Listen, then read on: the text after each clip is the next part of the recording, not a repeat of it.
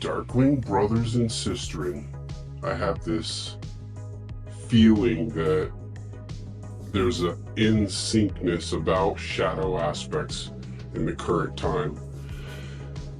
The whole aspect of Persephone going into the underworld and the time of going within, the time of winter, the time of, beginning of the rebirth starts with death. It starts with the shedding. It starts with fall. And that time is on us, right? And there's also all the extraordinary energy aspects that are going on in the world with Three-Eye Atlas. Now even more of these comets or interplanetary different solar system objects coming in to visit us all at the same time. And truths being held back, rumors. There's a lot of things being said that possibly aren't true, and a lot of truths not being said.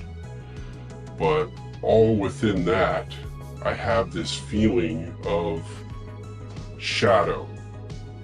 This thought of how we humans are so bent towards light, so bent towards good, so intent upon denying darkness. I felt compelled to remind that first, God said there will be light, which does lead to inherently say, first there was dark. Is dark bad? No. Is it scary for some people? Yes. I want to say that's why it's so important to do your shadow work, to also embody the negative, the darker side, the side that so much is typically shunned and placed aside in favor of the light, in favor of the good. I have heard of people who become ill from just purely trying to portray themselves as so happy all the time that they deny themselves their unhappiness, their darker aspects. And in the pushing down and holding within, there's a festering that can happen. There's a non-dealing with the negative aspects that turn into shadow aspects. This is how these things become traits that we see and pick at in others. That is the problem with not dealing with your shadow side. What you do not deal with in, you see as dwelling in others, and that will drive you to focus on their negative traits that truly just remind you of your own. Not only that, on a grander scale, in the world, in the media, the narrative being driven towards discontentment, divide, division, and hatred and differences, and holding us apart on purpose. A nation divided cannot stand, and this has always been a truth. This is not a new reality. This is something that has been inherent through all times of nature. The togetherness is natural. That's true in any smaller form of any being before we're taught of the differences. It's something that we train into our young. It's something that we hold in societal mentality. But it is not a truth in nature, where all living things are truly communally holding this reality together through our perspectives and our perceptions.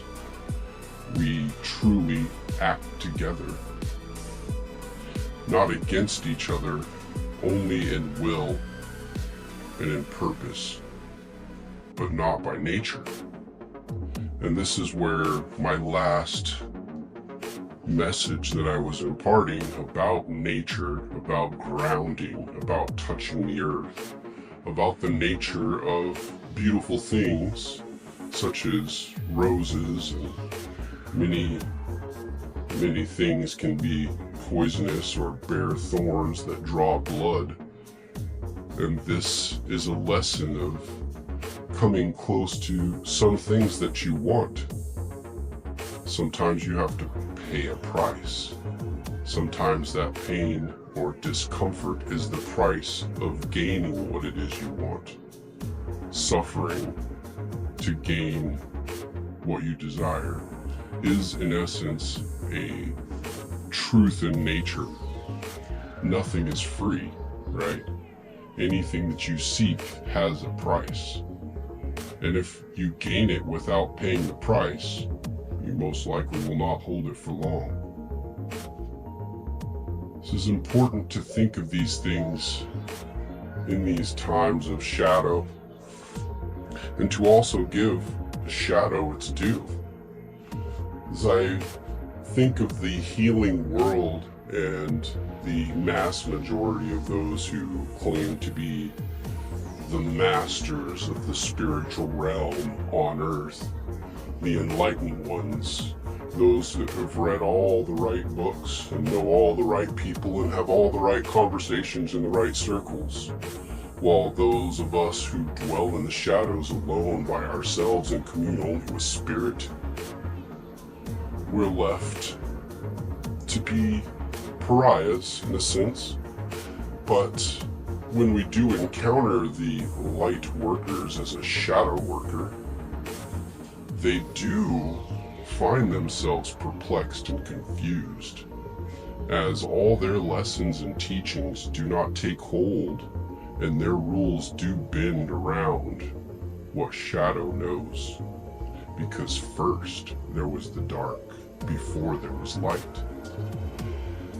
It's no secret that light and dark make the whole. There is no dark without light, because what is there to be seen in the light without the shadow being cast? It takes one to perceive the other. One by itself is nothing. So I do want to say that the difference between light workers and shadow workers is typically a light worker is focusing heavily on the positive and only in the love aspects of the world, and they're not really dealing with the darker aspects, some of the harder truths of being. And I want to say us shadow workers, our darkling brethren and sistren that deal in the shadow aspects, aren't dark. We are of the light, but we also understand the nature of the duality of being and the importance of paying attention and balancing both. Now, this is where I believe the yin and the yang hold their true essence. It is not all about light and love. It's about holding nature and truth in the middle way. Buddhism speaks of the middle way, but I see most of the practitioners leaning far to the light and shunning the dark. I see the same in all major religions. They only speak of the good and pureness and love. But as hatred is not the goal whatsoever, to deny that it has a hold and does need to be dealt with, you can't just shove it in a hole and forget about it. You have to face it and transmute it. It can be used as fuel when it's used to burn something for a reason. Just like alchemy. Nothing changes without fire. And hatred is a fire. Anger is a fire. being upset is a fire. It just depends on what it is you burn with that fire. Do you burn yourself? Do you burn your life? Do you burn your loved ones? Or do you burn down what it is that is making you angry and transmute it into something that is beneficial? You can turn anger into healing. You can take confusion and turn it into knowledge when you face it and go through it. I always like to say there's no way out but through. The only way out is deeper in. When you turn away, when you close down, when you refuse to face the dark and only seek to see the light, you are denying a part of yourself that makes you whole. Being whole is the goal. Being half a person will perpetuate your rebirths until this lesson is finally learned. As we do exist truly for the moment and for the experience that we do live in the moment. This is the truth of life and living, and the true purpose is perception and what it is that you experience, and how that pushes or pulls you, whether it tears you apart or puts you together. This is up to us. This is freedom of choice. This is where we decide to shine or burn out. It is within us. It is a decision that we all make every day and every moment. And it is very important to understand that it is okay to go into your darkness, to feel your dark side and let it breathe.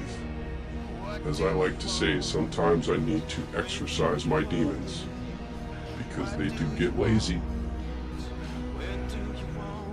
It's important to let it out, otherwise it will fester within.